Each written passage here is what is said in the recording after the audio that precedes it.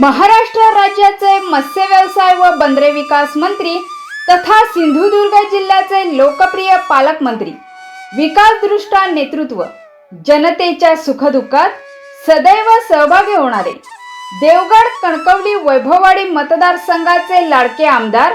माननीय नामदार श्री नितेशजी राणे साहेब यांना वाढदिवसानिमित्त मनपूर्वक हार्दिक शुभेच्छा। शुभेच्छुक